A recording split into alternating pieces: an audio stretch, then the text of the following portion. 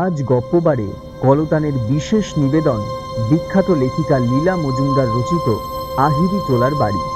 গল্পের কথক সমন্তক, চরিত্রায়নে অমিত, সমন্তক এবং রিদ, শব্দ সংযোজন ও আবহ অমৃতা ঘোষাল এবং গৌরী, প্রচ্ছদ অমৃতা পাল এবং সুস্মিতা, সম্পূর্ণ নির্দেশনায় প্রিয়াঙ্কা। শুরু হচ্ছে আহিরি টোলার বাড়ি। রোববার মানে গপ্পবার।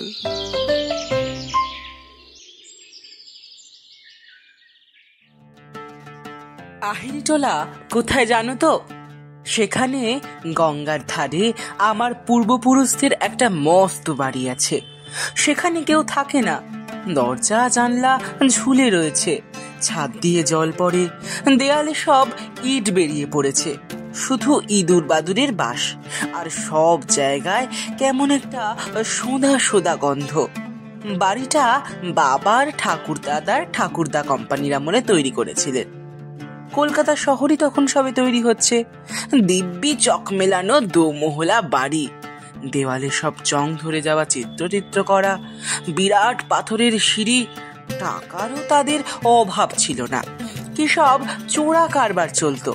তখনকার দিনে অত আইন আদালত হাঙ্গামাও ছিল না। মোট কথা, বাবার ঠাকুরদা ভয়ঙ্কর ধনী লোক ছিলেন। প্রকাণ্ড জুড়ি গাড়ি ছিল, তাতে 4টে কালো কুচকুচে ঘোড়া জোড়া হতো। বাড়ির পিছন দিকে ছিল বিশাল আস্তাবল, সেসব কবে বিক্রি হয়ে গেছে। তার জায়গায় 3তলা সব বাড়ি হয়ে সেগুলো পর্যন্ত ভেঙে চলে যাচ্ছে। সেবার প্রিটেস্টে অঙ্কে 15 পেলাম। তাই নিয়ে বাড়িময় সে যে কিরকম হইচই লেগে গেল, সে না দেখলে বিশ্বাস হয় না। বাবা পর্যন্ত এমন কাণ্ড আরম্ভ করলেন যে শেষ অবধি বাড়ি ছাড়তে বাধ্য হলাম। কাউকে কিছু না বলে সন্ধেবেলায় কয়েকটা কাপড় জামার পুটলি কাঁধে নিয়ে ঘড়ি কিনবার জমানো টাকাগুলো পকেটে পুরে একেবারে আহিরিটোলার বাড়িতে গিয়ে উঠলাম। সেখানে আলো টালো নেই, রাস্তার আলো এসে যা একটু ভাঙা দরজা জানলা দিয়ে ঢুকেছে। অদ্ভুত সব ছায়া পড়ছে।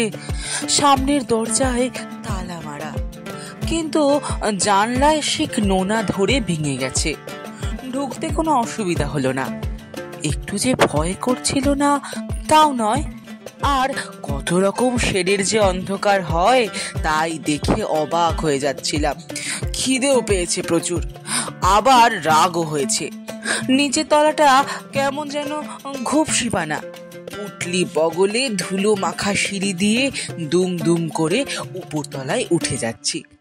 এমন সময় সিঁড়ির ঠিক উপর থেকে কে বলল, আহা, তাদের জ্বালায় কি সন্ধ্যাবেলাতেও হাত মুখ ধুয়ে আলবোলাটা নিয়ে একটু চুপ করে বসা যাবে না?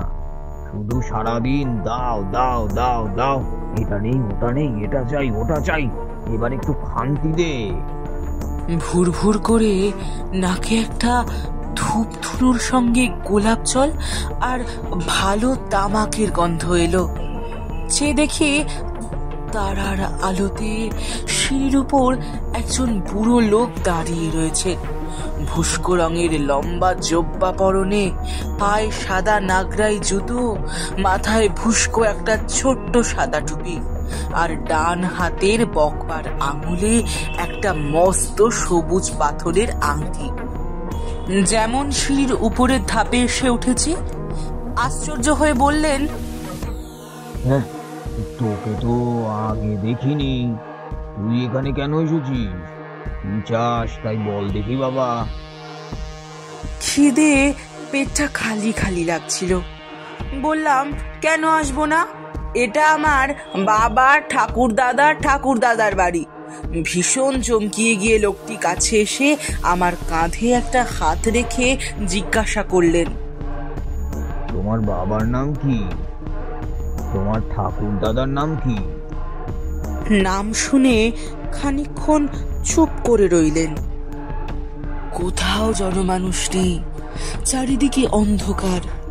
রেলিং এর কাছে গিয়ে বুড়ো হাঁক দিলেন, পরদেশি আমিন, বলি কাজের সময় গেলি কোথায়?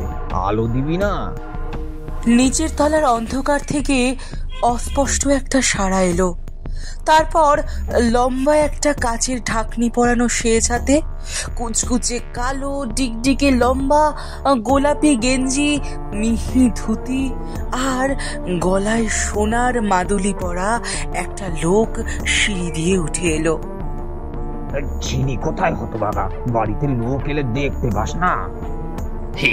আগে কথা বারোয়ারি তলায় হাঁপ আঁকড়াইটা একবার দেখে এলো।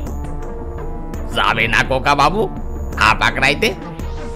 কেমন সব সং বেরিয়েছে, গান বাজনা হতেছে। বুড়ো বললে, চুপ, ও সব ছেলে মানুষের জায়গা নয়। এসো দাদা, তুমি আমার সঙ্গে এসো। সামনের ঘরে গেলাম। মেঝেতে লাল কালচে পাতা, মস্ত নিচু তক্তপোষে হলদে মখমলের চাদর বিছানো, এক কোনায় গোফ ঝোলা, চুড়িদার পাঞ্জাবি গায়ে, কানে মাকড়ি একজন লোক দাঁড়িয়ে। তাকে বললেন, যাও এখন, বলেছি তো 10 টাকা চাঁদা আর 5 বড়ি আতর দেব তোমাদের বারোয়ারি পুজোর জন্য। এখন কেটে পড়ো।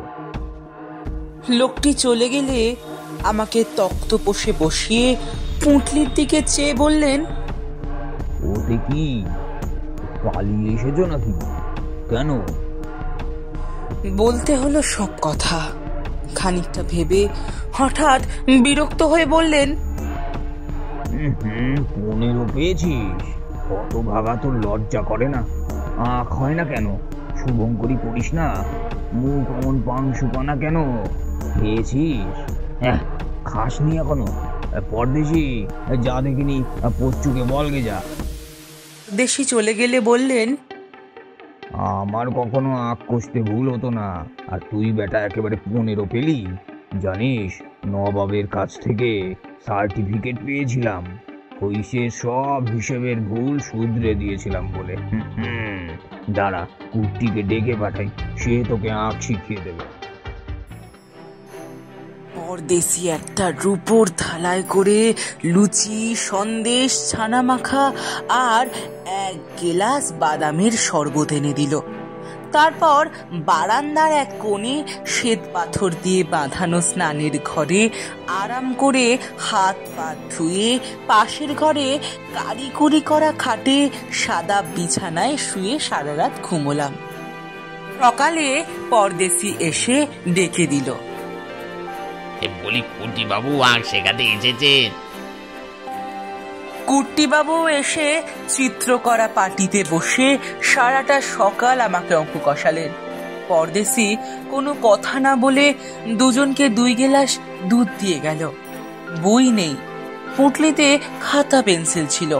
তাই দেখি কুট্টিবাবু মহা খুশি। কি বলবো, যেসব অঙ্ক সারা বছর ধরে বুঝতে পারছিলাম না, সব যেন জলের মতো সহজ হয়ে গেল। কুট্টিবাবুর বই দরকার হয় না, সব মাথার মধ্যে ঠাসা। উনি চলে গেলে বারান্দায় বেরিয়ে দিনের আলোতে ভালো করে চেয়ে দেখি এরা সব বাড়িঘর ছকছকে পরিষ্কার করে ফেলেছে। উঠোনের ধারে ধারে বড় বড় টবে করে কত রকম পাতাবাহারের গাছ, আর উঠোনে দাঁড়ের উপর লাল, নীল, হলদে, সবুজ মস্ত মস্ত তোতা পাখি রোদে বসে ছোলা খাচ্ছে। দেয়াল ঠেস দিয়ে পরদেশি মুচকি মুচকি হাসছে। কাকে খুঁজছো কোকা বাবু? বুড়ো লোকটির খোঁজ করলাম। কি তার নাম? পরদেশি, বড্ড ভালো লোক। পিছন থেকে তিনি নিজে বললেন, আমার নাম শিবেন্দ্র নারায়ণ, লোকে শিবু বাবু বলে ডাকে। তুমি নাকি ভালো করে অঙ্ক কষেছো, কুট্টি বলছিল। ও কি পরদেশি, বাইরের দরজায় কারা যেন মহা ধাক্কা ধাক্কি চেঁচামেচি করছে। সংজ্ঞা নয় তো পরদেশি? পরদেশি আস্তে আস্তে মাথা নাড়ল। আমি বললাম, এই রে, তবে নিশ্চয়ই বাবা এসেছেন আমাকে খুঁজতে। ছুটে গিয়ে দরজা খুলে দিলাম। মা, বাবা, বড় কাকা আর পিসি মশাই এসেছেন। অবাক হয়ে তাকিয়ে দেখি এক মুহূর্তের মধ্যে পরিষ্কার তকতকে উঠোন, তোতা পাখির শাড়ি, পাতাবাহারের গাছ সব উড়ে গেছে। পাগলের মতো দৌড়ে উপরে উঠলাম। খালি ঘর খাঁ খাঁ করছে। ভাঙা স্নানের ঘরে শ্বেত পাথরের সব টালি খুলে পড়ে আছে। পরদেশি, ও পরদেশি, শিবু বাবু, কোথায় তোমরা? বাবা আমাকে খপ করে ধরে ফেললেন।